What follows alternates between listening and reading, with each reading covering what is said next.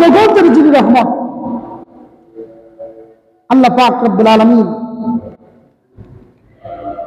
আমাদেরকে কতগুলো দিবস দিয়েছেন, কতগুলো মাস দিয়েছেন, যেই মাসগুলো আল্লাহর কাছে এতই দামি যে আল্লাহ রাব্বুল আলামিন তো জান্নাত বানিয়েছেন।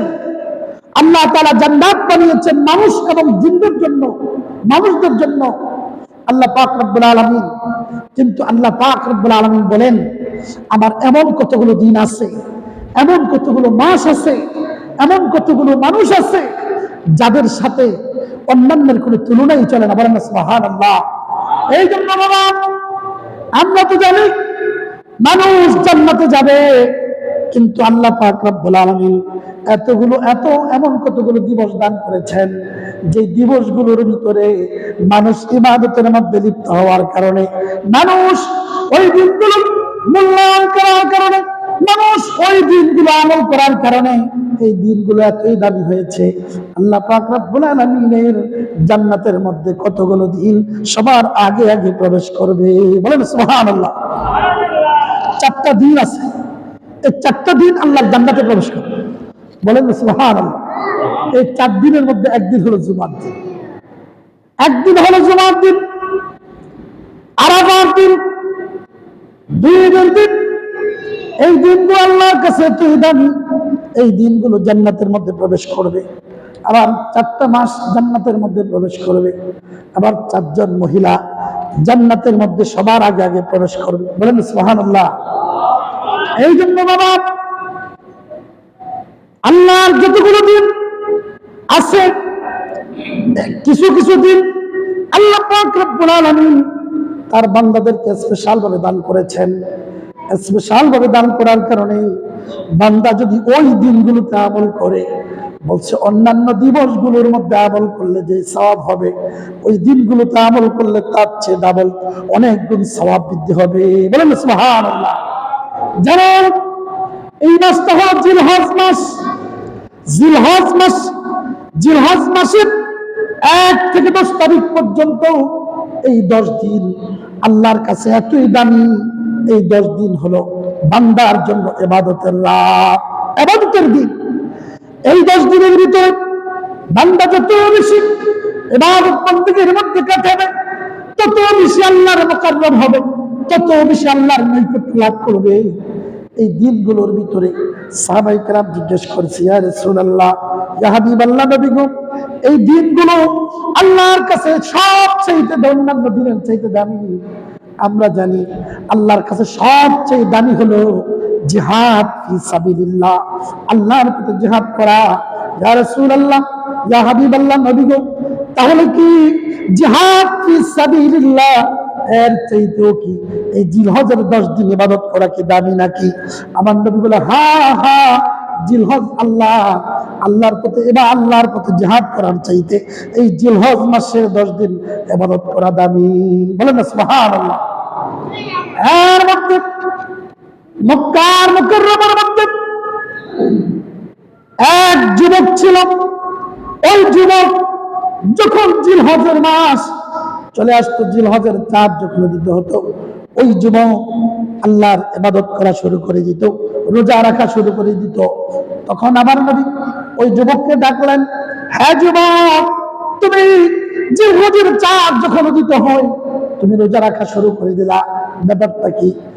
আল্লাহর নবীর কাছে জবাব দেয়, ইয়া রাসূলুল্লাহ, এই জিলহজ মাসের মধ্যে তামাম পৃথিবীর যত আল্লাহওয়ালা মানুষ আছে, তামাম পৃথিবীর যত মুমিন মুত্তাকি মানুষ আছে, যাদের প্রতি আল্লাহর ভালোবাসা আছে, যাদের প্রতি আল্লাহর নিদর্শনের ভালোবাসা আছে, এরা স্ত্রীর মায়া বাদ দিয়া, দুনিয়ার মায়া বাদ দিয়া, সন্তানের মায়া বাদ দিয়া, সব কিছু ত্যাগ করে, সব কিছু বাদ দিয়ে আল্লাহর খানে কাবার মধ্যে জড়ো হয়েছে, আরাফার মুজদালিফার মধ্যে জড়ো হয়েছে। তাদের আমলগুলো আল্লাহ পাক রব্বুল আলামিন কবুল করে নেয়। বলেন সুবহানাল্লাহ। ওই যুবক ডাকতে বলে, ইয়া রাসূলুল্লাহ, ইয়া হাবিবাল্লাহ, নবী গো, আল্লাহ পাক রব্বুল আলামিনের মুকাররম বান্দাদের ওই আমলগুলো যখন কবুল করে নেয়, আমি জানি আমিও যদি এই সময় আমল করি, তাদের উসিলায় তাদের সাথে আমার আমল আল্লাহ তাআলা কবুল করে নিবে। এই জন্য আমি রোজা রাখি। আল্লাহর নবী এত খুশি হয়ে গেলেন, এত বেশি খুশি হয়ে গেলেন। আল্লাহর নবী বলেন, যুবক শোনো, তোমার প্রত্যেকটা রোজার বিনিময়ে আল্লাহ পাক রব্বুল আলামিন 100 গোলাম আযাদ করলে যে সওয়াব দান করবে, তোমাকে সমান সওয়াব দান করবে। বলেন সুবহান। আল্লাহর নবী বলেন, যুবক তাই নয়, 100 গোলাম আযাদ করবা, 100 গোলাম, 100টা উট আল্লাহর রাস্তায় কোরবানি দিয়ে দিবা। আর একটা উট আল্লাহ পাক রব্বুল আলামিনের রাস্তায় পুরা সাজ সরঞ্জাম যত কিছু আছে সব কিছু সাজায়া আল্লাহর রাস্তায় দান করলে যে সওয়াব হবে, তোমার এক একটা রোজার বিনিময়ে সমান সওয়াব হবে। বলেন না সুবহানাল্লাহ। এরপর আমার নবী বলেন, হ্যাঁ দুনিয়ার মানুষ শোনো, কেউ যদি জিলহজের 8 তারিখ যদি রোজা রাখে, কয় তারিখ? জিলহজের 8 তারিখ। মনে করবেন জিলহজের 1 থেকে 10 পর্যন্ত রোজা রাখা। হ্যাঁ, এটাতে এক একটা রোজার বিনিময় আল্লাহ তাআলা আপনার 100 উট, 100 গোলাম আযাদ করা এবং একটা উট সাজ সরঞ্জাম আল্লাহর রাস্তায় দান করার সমান সওয়াব পাবে। আর এক একটা রোজা আর জিলহজের 8 তারিখ রোজা রাখলে 1 বছর রোজা দেওয়ার সব লেখা হবে। বলেন সুবহানাল্লাহ। কেউ যদি 1000 গোলাম আযাদ এবং 100টা উট এবং 100 ঘোড়া যুদ্ধের জন্য সাজ সরঞ্জাম সহ দান করলে যে সওয়াব হবে, এই জিলহজের 8 তারিখ রোজা রাখলে সমান সওয়াব হবে। বলেন সুবহানাল্লাহ। এরপরে জিলহজের 9 তারিখ, এটা হলো আরাফার দিন। মনে রাখবেন, হজ কাকে বলে? আরাফার ময়দানে অবস্থান করার নাম হলো হজ। আরাফার ময়দানে যখন হাজী সাহেবরা অবস্থান করে 9 তারিখ আরাফার ময়দানে সমবেত হয়, ফরনের মধ্যে সাদা কাপড়, মাথাগুলো খালি, চুলগুলো এলোমেলো অবস্থা আছে। তখন আমার আল্লাহ পাক রব্বুল আলামিন ফেরেশতারা ডাক দিয়ে বলে, তামাম, হ্যাঁ তামাম আসমানের ফেরেশতারা, তোমরা দেখো রে আমার হাজী সাহেবগণ, আমার বান্দাগণ নিজের দুনিয়ার সব কিছু ত্যাগ করেছে, নিজের জানের মায়া ত্যাগ করেছে, নিজের মালের মায়া ত্যাগ করেছে, নিজের বিবির মায়া ত্যাগ করেছে, সম্পদের মায়া ত্যাগ করেছে, সন্তানের মায়া ত্যাগ করেছে, সব কিছু ত্যাগ করে এরা আমার আরাফার ময়দানে উপস্থিত হইয়া লাব্বাইক আল্লাহুম্মা লাব্বাইক, লাব্বাইক আল্লাহুম্মা লাব্বাইক বলে আমার কাছে হাজিরা দিতেছে। বলেন সুবহানাল্লাহ। এই কথা বলেন আর ডাকতে বলে, ফেরেশতারা, আসমানের ফেরেশতারা, তোমরা তো আমার ওই সমস্ত ফিরআউনের ওই সমস্ত বান্দাদেরকে তোমরা বানাইতে নিষেধ করেছ, ওই সমস্ত বান্দাদেরকে দুনিয়ার মধ্যে প্রেরণ করতে নিষেধ করেছ। আজকে তোমরা সাক্ষী থাকো, আরাফার ময়দানে যেই সমস্ত লোকগুলো উপস্থিত হয়েছে সবার জীবনের সব মাফ করে দিলাম। আল্লাহর ফেরেশতা ডাক দিয়ে বলে, আল্লাহ আরাফার ময়দানের সবাইকে তো মাফ করে দিলাম, কিন্তু আরাফার ময়দানে এমন কতগুলো মানুষ আছে তাদের অপরাধের সীমা নাই। ঠিক না? আছে না? অপরাধ, অনেক অপরাধ। আল্লাহ বলেন তাদের অপরাধ থাকতে পারে, কিন্তু তারা জানের মায়া ত্যাগ করেছে, তারা মালের মায়া ত্যাগ করেছে, সন্তানের মায়া ত্যাগ করেছে, স্ত্রী পুত্র সম্পদের মায়া ত্যাগ করে আমি আল্লাহ রাব্বুল আলামিনের ডাকে সাড়া দিয়া আমার আরাফার ময়দানে উপস্থিত হইয়া যখন তারা ভয়ে আমি আল্লাহকে ডাক দিয়েছে, আমি সাথে সাথে তাদের জীবনের গুনাহ মাফ করে দিয়েছি। এই জন্য আমার নবী বলেন, এই খানে কাবা এটা সাধারণ কোন গ্রন্থ নয়। আল্লাহ পাক রব্বুল আলামিন যখন পৃথিবীর মধ্যে জিন জাতিদেরকে পাঠাইলেন, জিনেরা পৃথিবীর মধ্যে ইবাদত বন্দী করলো, সর্বশেষ তারা এমন ভাবে ঝগড়া ফাসাদের মধ্যে লিপ্ত হয়ে গেল, মারামারি কাটাকাটি হানাহানির মধ্যে লিপ্ত হয়ে গেল। আল্লাহ তাআলা আসমান থেকে ফেরেশতা পাঠাইয়া তাদেরকে মাইরা বিচার করছে, তাদেরকে শাস্তি করছে।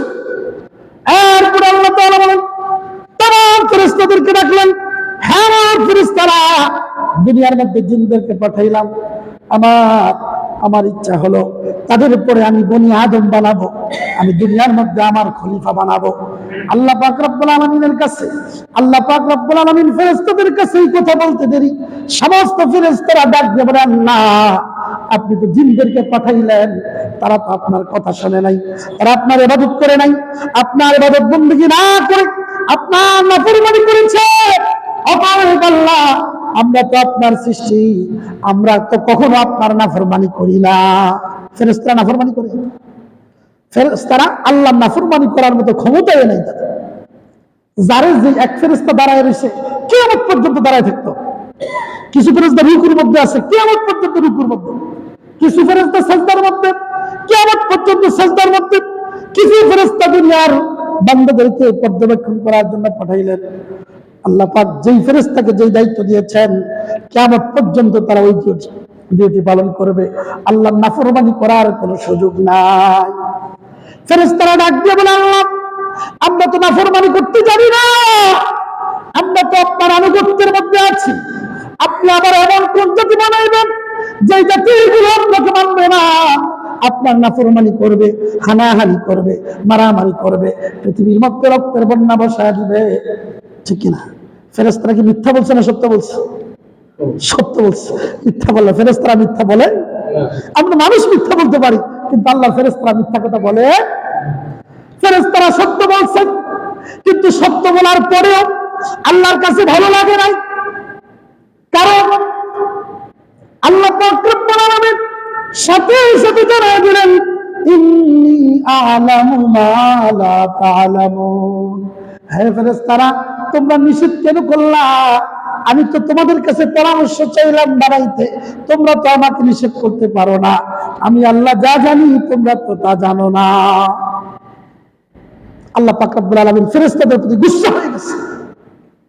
এবার ফেরেশতাদের লিডার জিবরাইল আমিন বলতেছে, হে ফেরেশতা, হায় হায় সর্বনাশ, আল্লাহ আমাদের প্রতি গুসা হয়ে গেছেন। তোমরা কি আজাজিলের কথা জানো না? আজাজিলের প্রতি, ইবলিসের প্রতি গুসা হওয়ার কারণে লানতের মালা পরায় দিয়েছে। লানতের মালা পরানোর কারণে যে ইবলিসের ইবাদত দুনিয়ার মধ্যে এমন কোন জায়গা নাই ইবলিসের সিজদা পড়ে নাই, আসমানের মধ্যে এমন কোন জায়গা নাই ইবলিসের সিজদা পড়ে নাই। সিজদা করতে করতে করতে করতে সমস্ত ফেরেশতাদের শিক্ষক হয়ে গেছে। সাধারণ মনে করছেন? ইবাদত করতে করতে সমস্ত মুআল্লিমুল মালায়েকা, সমস্ত ফেরেশতাদের উস্তাদ। ওই ফেরেশতাকে আল্লাহ তাআলা লানতের জঞ্জির পরাইছে, লানতের মালা পরাইছে। তোমরা কি এটা জানো না? সমস্ত ফেরেশতারা ভয়ে থরথর করে কাঁপতেছে। জিবরাইল বলতেছে, কাফির দরকার নাই, আল্লাহকে যেইভাবে হোক আমার রাজি করতে হবে। কি করতে হবে? রাজি করতে হবে। এবার ফেরেশতারা পরামর্শ করতেছেন আল্লাহকে কি করে রাজি করা যায়। আচ্ছা দেখেন, সন্তান যখন অপরাধ করে বাবা বিচার করে না? ঘরের মধ্যে সন্তান অপরাধ করছে, বাবা বিচার করে ফিটাইয়া ঘর থেকে বাইর করে দিচ্ছে। তারপর সন্তান ঘর থেকে বাইর করে দিলে সন্তান কি চলে যায় না ঘরের চতুর্দিকে ঘুরে? ঠিক না? রাত্র যখন হয়ে যায় মাগরিবের আযান, মা সন্তান সবকিছু সহ্য করতে পারে, সন্তানকে দূরে রাখতে পারে না। মাগরিবের আযান হয়ে গেছে, রাত্র যখন অন্ধকার হয়ে যায়, সন্তান ঘরের চতুর্দিকে খালি ঘুরতে থাকে। চতুর্দিকে যখন ঘুরে তখন মা সন্তানের প্রতি এত মহব্বত, বাবা না দেখে মতো সন্তানকে দরজা খুলে দেয়, ঘরের ভিতরে জায়গা করে দেয়। ঠিক কিনা? ঠিক অনুরূপভাবে ফেরেশতারা বলতেছেন, হ্যাঁ আমরা অপরাধ করে ফেলছি, আমরা যাব কোথায়? আল্লাহর সীমা ছেড়ে যাওয়ার কোন ক্ষমতা আমাদের নাই। যেভাবে হোক আল্লাহকে রাজি করতে হবে। এবার ফেরেশতারা বলে, কিভাবে রাজি করব? আমরা আসামি, আমরা অপরাধী, আমরা আল্লাহর আরশের চতুর্দিকে আমরা ঘুরতে থাকবো। আমরা বিনয় হয়ে আমরা মানুষ যখন অপরাধ করে তখন তার ভিতরে নমনীয়তা আসে, ঠিক কিনা? আমরা নমনীয় হয়ে আমরা বিনয়ের সাথে আল্লাহর চতুর আরশের চতুর্দিকে ঘুরতে থাকবো, যেই কথা সেই কাজ। সমস্ত ফেরেশতারা একমত হয়ে আল্লাহর আরশের চতুর্দিকে ঘুরতেছে। আমার আল্লাহ বলতেছে, ফেরেশতারা তোমরা অপরাধ করেছো, তোমরা দয়া পাওয়ার জন্য আমার আরশের চতুর্দিকে তোমরা ঘুরতেছো, যাও আমি তোমাদের প্রতি খুশি হয়ে গেলাম। তবে একটা শর্ত কি আছে? একটা শর্ত আছে, তোমাদের উপর খুশি হয়ে গেলাম, কিয়ামত পর্যন্ত যত সন্তান দুনিয়ার মধ্যে জন্মগ্রহণ করবে, বাবা যদি বিচার করে ঘর থেকে বের করে দেয়, সন্তান ঘর থেকে বের করে দিলে রাত্র হয়ে গেলে সন্তান দূরে যাবে না, ঘরের চতুর্দিকে ঘুরবে, কখন সুযোগ পায় ঘরে দেওয়ার জন্য। এই জন্য আল্লাহ বলেন, হে আমার ফেরেশতারা, তোমরা তো আমার আরশের চতুর্দিকে ঘোরার জন্য তোমরা সুযোগ পেয়েছ। আমার এমন কোন সন্তান, এমন কতগুলো বান্দা আখির জামানার মধ্যে আসবে, এরা আমাকে দেখবে না, আমার হাবিবকেও পাবে না, এরা কোথায় যাবে? এই জন্য আমার আল্লাহ বলে, যাও তাদের জন্য তোমরা যেমনি ভাবে আমার আরশের চতুর্দিকে তোমরা ঘুরতেছ, আমার আরশের সুজা বরাবর নিচে তোমরা এমন একটা ঘর বানাইবা। ওই ঘরটা যখন বানাইবা তোমরা ঘর বানাইবা। এবার ফেরেশতারা বলে, আল্লাহ দুনিয়ার মধ্যে ঘর বানাবো, এখনো দুনিয়ার মধ্যে কোনো মানুষ নাই, ঠিক না? আসেনি, এখনো মানুষ আসে নাই, আল্লাহ ঘর বানাইছে। আল্লাহ ঘর কেন বানাবো? এবার ফেরেশতারা বলে, আল্লাহ ডাক দিয়ে বলে, ফেরেশতারা তোমরা আমার আরশের চতুর্দিকে ঘুরে তোমরা আমাকে রাজি করছো।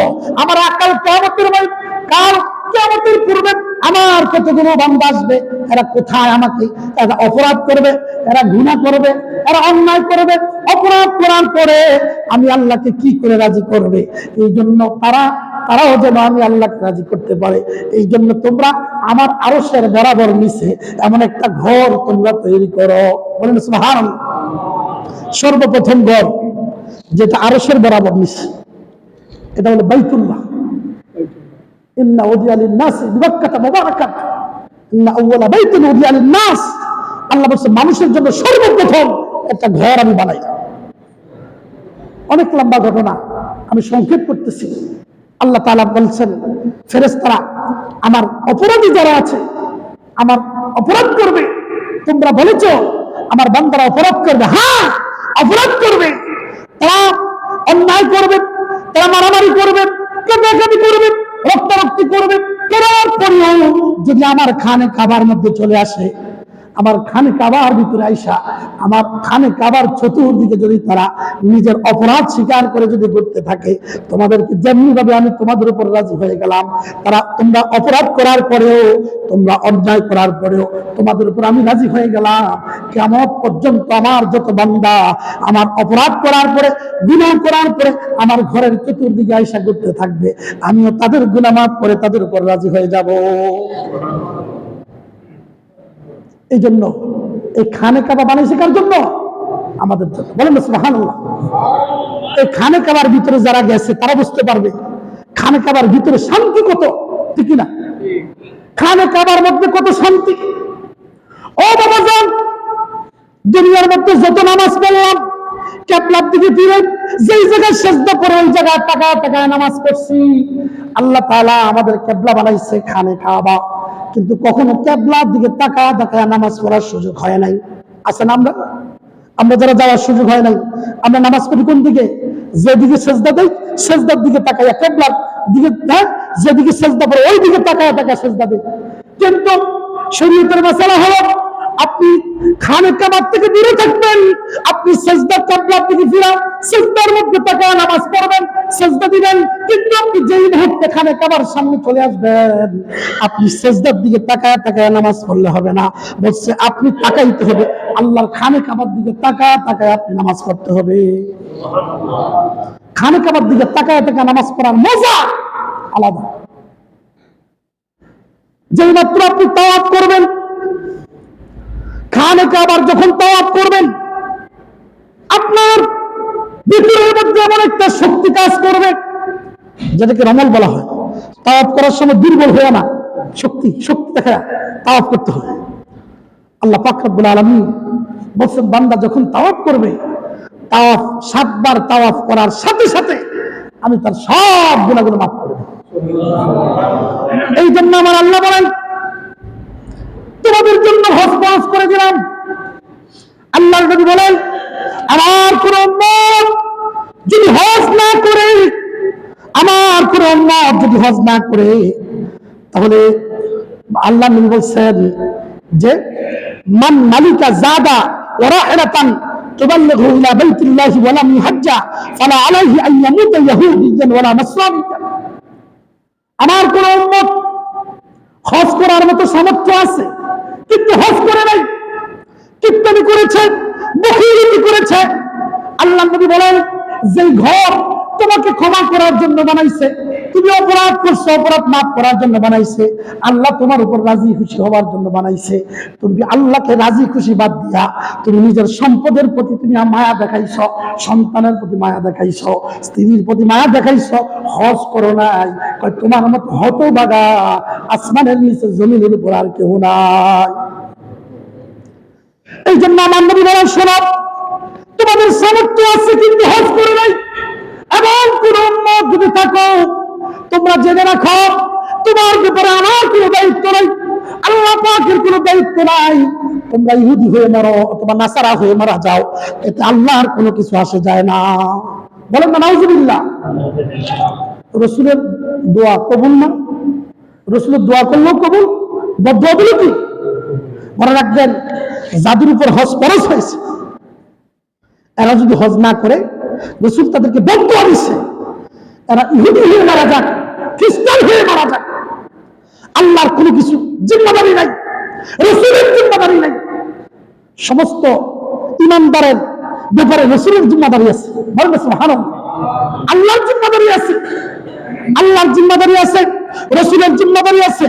কিন্তু যারা হজ করার সামর্থ্য আছে হজ করে নাই, রসুল বললেন তারা ইহুদি হয়ে মরো অথবা খ্রিস্টান হয়ে মরো, এটা আল্লাহর কোনো জিম্মাদারি নাই, আমি রসুলের কোনো জিম্মাদারি নাই।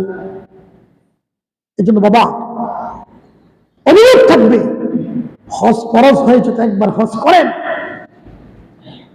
এরপর আবার আল্লাহ রসুল আরেকটা কথা বলছে, যারা হজ করবে সাথে সাথে উমরাও করবে, যারা হজ করবে সাথে সাথে উমরা করবে, রাসূল বললেন সারা হজ এবং উমরা করার কারণে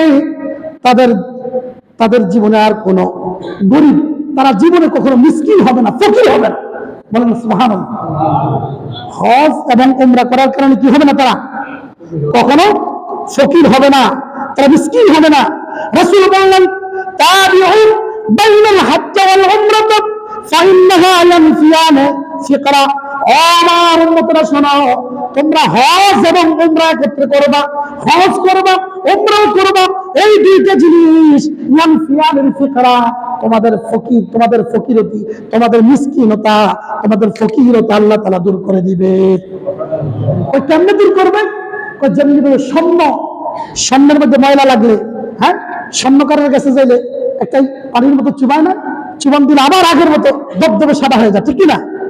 এমনি স্বর্ণের মতো, লোহার মতো, যেমনি ভাবে লোহা পরিষ্কার করা হয়, স্বর্ণ পরিষ্কার করা হয়, রূপা পরিষ্কার করা হয়, তোমরা যদি হজ এবং উমরা করতে পারো, তোমাদেরকে ফকিরতি দূর করে আল্লাহ তাআলা তোমাদেরকে ধনী বানায় দেবে। লস আছে? হজ না করলে লস, ঠিক না? হজ করলে লস নাই। দুনিয়া সব মিথ্যা হতে পারে, রসুলের কথা মিথ্যা, ধারণা করলে ইমান থাকবে না। এই জন্য যাদের টাকা পয়সা আছে একবার যান, রসুলের উপর বিশ্বাস রেখে সব কিছু ত্যাগ করে একবার হজ করে আসেন। সামর্থ্য যেহেতু দিছে, রসুল বলছে, গ্যারান্টি দিছে, হজ এবং উমরাকারীদের এরা কখনো ফকির হবে না। বলেন সুবহানাল্লাহ। এরপরে দেখেন, এই জিলহজ মাসের মধ্যে দুইটা ইবাদত, একটা হলো হজ, আরেকটা হলো কোরবানি। আরেকটা কি? কোরবানি। এখন কোরবানি কারা করবে? যাদের উপর মালিকের নিসাব হবে, যারা নিসাব পরিমাণ মালিকের সম্পদের মালিক হবে। প্রশ্ন করতে পারবেন, হুজুর নিসাব পরিমাণ সম্পদ কতটুকু পরিমাণ নিসাব পরিমাণ মালিক? আমার হাদিসের মধ্যে আসছে নেশাব পরিমাণ মালিক হলো বর্তমান 52.5 তলা রূপা, 7.5 তলা স্বর্ণ। এখন 52.5 তলা রূপার দাম বর্তমানে 80,000 বা 90,000 টাকার মতো। এই 90,000 টাকা যদি আপনার কাছে থাকে, আপনার উপর কোরবানি ওয়াজিব। সুবহানাল্লাহ বলেন না? আচ্ছা বলেন, এমন কোন এই সমাজের মধ্যে কয়জন মানুষ পাবেন তার কাছে 90,000 টাকা নাই? আছে? কয়দিন? যাকাতের জন্য 1 বছর সত্য, কিন্তু কোরবানির জন্য 1 বছর নয়, মাত্র 3 দিন। কয়দিন? 10 তারিখ, 11 তারিখ, 12 তারিখ, এই 3 দিনের ভিতরে আপনি যদি 90,000 টাকার মালিক হন, কয়দিন? 3 দিনের ভিতরে আপনি 90,000 টাকার মালিক হয়ে গেছেন। এক লোক আমার কাছে আসছে, হুজুর আমি তো গরু ছাগল বিক্রি করে আমি 2 লাখ টাকার মালিক হয়ে গেছি। সব জীবনে কোরবানি দেয় না, হ্যাঁ সব সময় হাত পাতে। হ্যাঁ আমার কাছে 90,000 টাকা বেশি, আলহামদুলিল্লাহ। আলহামদুলিল্লাহ কইছেন তো কোরবানি ওয়াজিব হয়ে গেছে। কারণ 3 দিনের ভিতরে কোরবানির ব্যাপারে হচ্ছে 3 দিন। 3 দিনের ভিতরে যদি আপনি 90,000 টাকার মালিক হন, কোনো কারণে আসে আপনি মালিক হন, আপনার উপর কোরবানি ওয়াজিব। এখন আমরা তো মনে করি কোরবানি গরুর বড় গরু দিতে হবে, গরু না দিলে কোরবানি হয় না। না, এই কথা, এটা আপনার মন গড়া কথা বললে হবে না। দেখেন রাসূলের হাদিস শুনেন, রাসূল কি বলছে সেটা শুনতে হবে। আমরা মন গড়া কোনো কথা বললে হবে? রাসূল বলছে তোমরা কোরবানি করো। এই কোরবানির ব্যাপারে আল্লাহর হাবিব সাল্লাল্লাহু আলাইহি ওয়াসাল্লাম বলছেন তোমরা কোরবানি করবা, সাম্মিনু দুহায়াকুম ফাইন্নাহা লাসরাতু মাতায়াকুম। তোর মানে কোরবানি যখন করবা, কোরবানি মোটা তাজা পশু নিবা, মোটা তাজা পশু নিবা। কেন? ফাইন্না আলা সিরাতি মাতায়াকুম, তোমরা তো ফুলসিরাত অতিক্রম করতে হবে। তোমার জন্য ফুলসিরাতটা চুলের চেয়ে চিকন, হিলার চেয়ে দাঁড় হয়ে যাবে, কিন্তু আল্লাহর যে পশু, যে পশুগুলো কোরবানি করবা এদের জন্য বিশাল রাস্তা হয়ে যাবে। এরা এমন ভাবে দৌড় দিবে, তোমাকে পিঠের মধ্যে বসাইয়া এরা ফুলসিরাত অতিক্রম করে দেবে। এই জন্য আমরা চাই না ফুলসিরাত সোজা অতিক্রম করা, সোজা হোক, সহজ হোক, আমরা চাই কিনা? এই জন্য দেখেন আল্লাহর হাবিব জানে কিয়ামত পর্যন্ত আমার কিছু উম্মত আছে এরা কোরবানি দিতে পারবে, আছে না? আছে। এই জন্য আমার নবী, আল্লাহর নবী এক সময় 2টা কোরবানি দিয়েছেন। কয়টা? একটা নিজের পক্ষ থেকে, আর একটা সমস্ত উম্মতের পক্ষ থেকে। বলেন সুবহানাল্লাহ। আমার সমস্ত উম্মতের পক্ষ থেকে। আচ্ছা বলেন, পৃথিবীর মধ্যে এমন ধরব কয়জন মানুষ আছে? কোন নবীর ইতিহাস আপনি পড়বেন, কোন নবীর ইতিহাসের মধ্যে পাবেন না উম্মতের জন্য কোরবানি দিতে। বলেন সুবহানাল্লাহ। আল্লাহর নবী উম্মতের প্রতি এত দরদ, নিজের নামে কোরবানি দিয়েছেন, উম্মতের নামে কোরবানি দিয়েছেন। বলেন সুবহানাল্লাহ।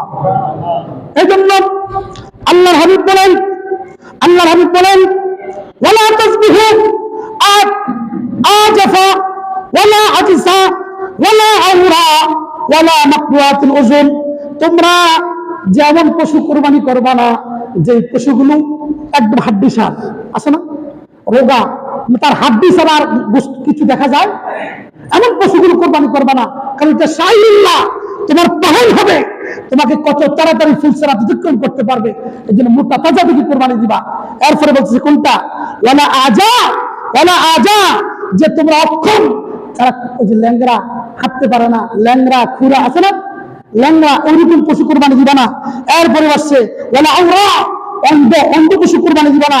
ওয়ালা মাকতুআতুল উযুন, কান কাটা আছে না, কান কাটা, এরকম একটা কানে যদি কাটা থাকে ওই পশু কোরবানি দিবা না। এরপরে রাসূল বলেন ফাইন কুল্লু ওয়াহিদান মিনকুম শাতান, তোমাদের প্রত্যেকের উপর একটা বকরি, তোমাদের উপর একটা বকরি ওয়াজিব। কয়টা বকরি? আপনারা বলেন বড় গরু দিতে বলে নাই, কয়টা বকরি বলছে? একটা বকরি।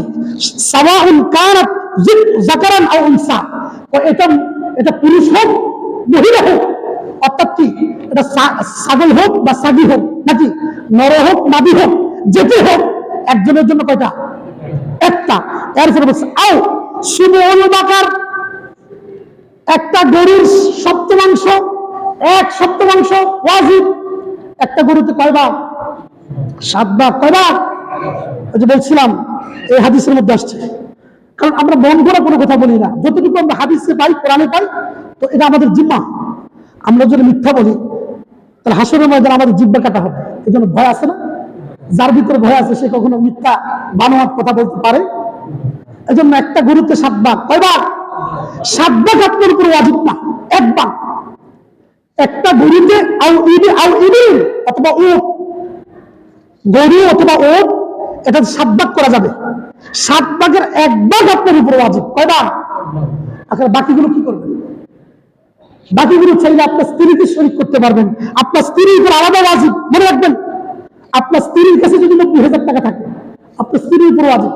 আপনার সন্তানের কাছে যদি 90,000 থাকে, সন্তানের উপর ওয়াজিব আপনার।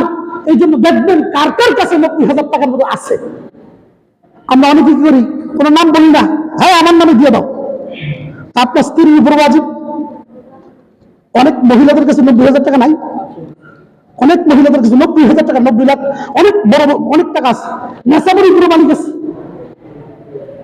এখন দেখেন 90,000 টাকার মালিক যারা, গরু দিতে হবে তত কথা না, একটা ছাগল দিতে পারবে না?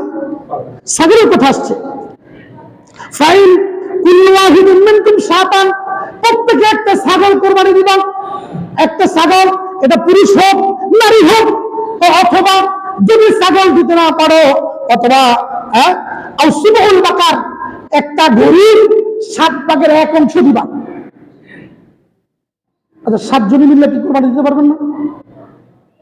আপনাকে বলে নাই একা একটা বড় মোটা দাজা দিতে হবে, আপনাকে দেখাইতে হবে সমাজের মধ্যে সে সবচেয়ে বড় গরু দিচ্ছে। নামের জন্য দিলে কোরবানি হবে?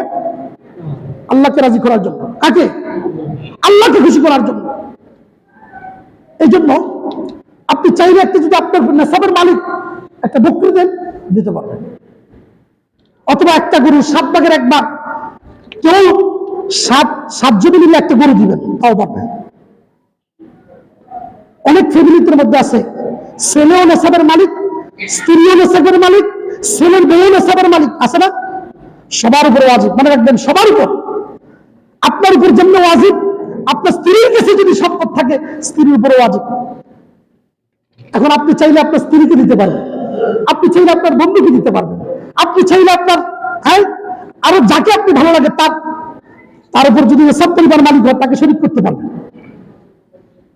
দেখেন, এই জন্য আমরা একটা কথা বলি যে রাসূল আমাদের জন্য, যারা আমরা অক্ষম, কোরবানি দিতে পারি না, আমাদের পক্ষ থেকে কোরবানি দিয়েছেন। এই জন্য কোনো অংশ যদি বাকি থাকে, ওটা রাসূলের নামে দিয়েছে, এটা বলি না, দিতে হবে। এটা মহব্বতের ব্যাপার, আপনি দিলেও পারেন, না দিলে কোনো অসুবিধা, এটা মহব্বত। রাসূল উম্মতদেরকে ভালোবাসে, এই জন্য রাসূল উম্মতের পক্ষ থেকে কোরবানি দিয়েছেন। আপনি দিলেও পারেন, না দিলে, এটা আপনার ব্যাপার, এটা আবশ্যক নয়। কিন্তু দেখেন, যদি থেকে থাকে, অনেক সময় যে 6টা ভাগ 7টা ভাগ হয়, একটা ভাগ ঠিক আছে আমরা দিয়ে দিলাম, কিন্তু এই 7 জনের উপরে নাম দেওয়া যাবে। একটা গরুতে, একটা উটে 7টা ভাগ হয়, 7 জন শরীক হতে পারবে, 8 জন শরীক হতে পারবে। মনে করবেন। এরপরে আমার রাসূল কি বলছে দেখেন, কোরবানি, অনেকে কোরবানির উপযুক্ত কিন্তু কোরবানি দেয়, আছে না? কোরবানির উপযুক্ত 90,000 টাকা আছে, কিন্তু অভ্যাস হয়ে গেছে সব সময়, হ্যাঁ সমাজের খুঁজতে খায় অভ্যাস হয়ে গেছে, হ্যাঁ সব সময় 90,000 টাকা কেন, 90 লাখ টাকা থাকলে সে দিবে। আছে না এরকম মানুষ? না থাকলে রাসূল হাদিসে বলতো না, আছে, এরকম মানুষও আছে। কারণ অভ্যাস, যার যে অভ্যাস, 90 লাখ টাকা থাকলেও সে দিবে না। এই জন্য আমার আল্লাহ হাবিব সাল্লাল্লাহু আলাইহি ওয়াসাল্লাম বলেন, লা মান কানা লাহু সাআতান, আল্লাহ পাক রব্বুল আলামিন যাকে সুযোগ দিয়েছেন, যাকে তৌফিক দিয়েছেন, তৌফিক দেয় কে? না আপনি কষ্ট করে মালিক হয়ে গেছেন? মনে রাখবেন, আপনি যত টাকার মালিক হয়েছেন, এটা আপনার ক্রেডিট না, এটা আল্লাহর দয়া। বলেন সুবহানাল্লাহ, এটা আল্লাহ পাকের দয়া। এই জন্য হাদিসের মধ্যে মান কানা লাহু সাআতান, আল্লাহ যাকে দয়া করেছেন, যার জন্য সুযোগ হয়েছে, ওয়ালাম ইউদাহি, কিন্তু নয় ভদ্রলোক কোরবানি করে নাই, আল্লাহ কোরবানি করার সুযোগ দিয়েছেন, কোরবানি করার তৌফিক দিয়েছেন, কিন্তু ভদ্রলোক ওয়ালাম ইউদাহি কোরবানি করে নাই। ভদ্রলোক কি করে নাই? কোরবানি করে নাই। আল্লাহ নবী বলে ফালা ইয়াকরাবান্না মুসাল্লানা, ওই নাফরমান ওই লোকটা যাতে আমার ঈদগাহের সীমানার ভিতরে না ঢুকে। কে বলছে কথাটা? কে বলছে? আল্লাহ রাসূলের কথা। আল্লাহ রাসূল নিষেধ করছে ওই নাফরমান যাতে আমার এই ঈদগাহের ভিতরে না ঢুকে। কোরবানি আপনার জন্য নয়, ঈদের নামাজ আপনার জন্য নয়। কারণ মনে করবেন এই জন্য কোরআন শরীফের মধ্যে আছে লা ইয়ানালাল্লাহু লিহুমুহা ওয়ালা দিমাহুহা ওয়ালাকিন ইয়ানালুহুমুত তাকওয়া মিনকুম। আল্লাহ বলে বান্দা তোমার কোরবানির গোশত আমি নেই না, তোমার কোরবানির রক্ত আমি নেই না, আমি আল্লাহ তোমার তাকওয়া নিয়ে থাকি। বলেন না সুবহানাল্লাহ। কোন কোরবানির গোশত আল্লাহ নিয়ে গেছে? রক্ত নিয়ে গেছে? সব আপনি যা বলছেন আপনি খাবেন। মাঝখান দিয়ে পরীক্ষা কি? পরীক্ষা হলো তাকওয়া। আপনি কি আল্লাহকে রাজি করার জন্য দিয়েছেন, নাকি মানুষ দেখানোর জন্য দিয়েছেন, নাকি কি জন্য দিয়েছেন? এই জন্য অন্য আয়াতের মধ্যে আছে ইন্নাল্লাহা লা ইয়ানজুরু ইলা আমালিকুম ওয়া ইয়ানজুরু ইলা কুলুবিকুম। আল্লাহ মানুষের আমলের দিকে তাকান না, আল্লাহ সরাসরি তাকান বান্দার কলবের দিকে। কলব পরিষ্কার হতে হবে। কোরবানি একমাত্র আল্লাহর জন্য। কারণ প্রথম থেকে আদম সন্তান হাবিল কোরবানি দিয়েছেন, কাবিল কোরবানি দিয়েছেন। হাবিল কোরবানি আল্লাহর জন্য দেয় নাই। হাবিল কাবিল কোরবানি দিয়েছে তার ওই হাবিলের বোনকে বিয়ে করার জন্য। এই জন্য কাবিলের কোরবানি কবুল হয় নাই। আর হাবিল কি করছে? তার নিজের পাল থেকে সবচেয়ে মোটা তাজা একটা উট আল্লাহর রাস্তায় কোরবানি দিয়েছে। লম্বা ইতিহাস। আগামী জুমা ইনশাআল্লাহ কোরবানির আলোচনা হবে। অনেক এই হজ এবং কোরবানির আলোচনা করতে গেলে অনেক জুমার প্রয়োজন। এই জন্য দেখেন হাবিলের কোরবানি কবুল হয়েছে, কাবিলের কোরবানি কবুল হয় নাই। এই কোরবানি আসতে থেকে ইতিহাস এখনো বলতে পারিনি। দেখেন এই জন্য রাসূল বলছে সাবধান। মনে রাখবেন 90,000 টাকার মধ্যে আপনি একটা ছাগল কিনতে হলে 12, 13, 15,000 টাকা লাগবে, ঠিক না? আপনি হেফাজত হয়ে গেলেন, রাসূলের বদদুয়া থেকে আপনি বেঁচে গেলেন। অনেকে বলে হুজুর আমার খাওয়ার না লোক না, কি কোরবানি দিব? আর আপনি খাওয়ার জন্য দিবেন? কোরবানি কি মানুষে খাওয়ার জন্য দেয়? এখন তো বলছে আল্লাহ বলছে আমি তোমাদের গোশত নেই না, রক্ত নেই না, খাইবে তো তোমরাই, কিন্তু তোমার তাকওয়াটা দেখি। এই কোরবানিটাকে বলা হয় জিয়াফাতুল্লাহ। কি বলা হয়? জিয়াফত মানে বুঝেন? জিয়াফত মানে সবাইকে দাওয়াত দেওয়া। জিয়াফত মেজবান, সবাই একসাথে সবাই আসবে, এটা জিয়াফতুল্লাহ। আর মানুষের জিয়াফতের মধ্যে এলাকা পুরা দাওয়াত দেয়, ঠিক না? আল্লাহ বলছে এটা আমার পক্ষ থেকে জিয়াফত। একজন গরিব মানুষ যদি বাকি থাকে, সমাজের যারা পরিচালক আছেন এরা কিন্তু মনে রাখবেন এরা আসামি। সমাজের মধ্যে একজন গরিব যাতে বাকি না থাকে, সবার ঘরে ঘরে যাতে গোশত পৌঁছে, এটা আপনার জন্য নয়। আরে আপনি তো তৌফিক আছে, আপনি সারা বছর কিনে খেতে পারবেন। এমন কতগুলো মানুষ আছে 1 কেজি গোশত খাওয়ার তৌফিক, তাদের জন্য কোরবানি। এই জন্য মনে করবেন যাদের তৌফিক আছে, বড় বড় ফ্রিজ আছে, ফ্রিজের দিকে পরে তাকাইয়েন, আগে সমাজের দিকে একটু তাকাইয়েন। সমাজের কোন মানুষটা অসহায় 1 কেজি মাংস কিনে খাওয়ার মতো সুযোগ নাই, তাকে দিবেন। তবে মনে রাখবেন আগে নিজের আত্মীয় স্বজন, নিজের আত্মীয় স্বজন। এখন তো একটা ব্যবসা হয়ে গেছে, প্রত্যেকে বাড়ি শরীয়তপুর, ওখানে গোশত কালেকশনের জন্য আসছে, আছে না? আগে পড়া প্রতিবেশী, ওটা পরে কি যে একটা ব্যবসা হয়ে গেছে। এটা নয়, এরা দেখবেন এরা খাওয়ার জন্য না, বিক্রি করে। ইসলামটাকে এমন ভাবে কলুষিত করে ফেলছে। ইসলাম বলছে খাও, এটা জিয়াফতুল্লাহ, শুকরিয়া আদায় করো, এটা তোমরা আল্লাহর পক্ষ থেকে, যার পক্ষ থেকে পেয়েছো তার কাছে দোয়া করো। আল্লাহ পাক রব্বুল আলামিন আমাদেরকে বোঝার তৌফিক দান করুক। সবাই বলেন আমিন। অনেক আলোচনা আছে। আল্লাহ পাক রব্বুল আলামিন আগামী জুমা ইনশাআল্লাহ কুরবানি এবং হজ সম্পর্কে আলোচনা হবে। আল্লাহ পাক রব্বুল আলামিন আমাদেরকে তৌফিক দান করুক। সবাই বলেন আমিন। যাদের কাছে 90,000 টাকার মতো মালিক আছে আমরা, একটু সচেতন থাকবেন।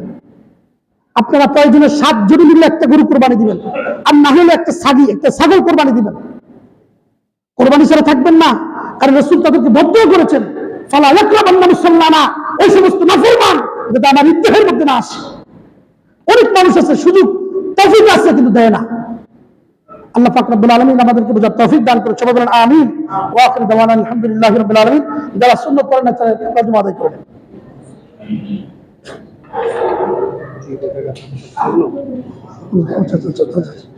আচ্ছা।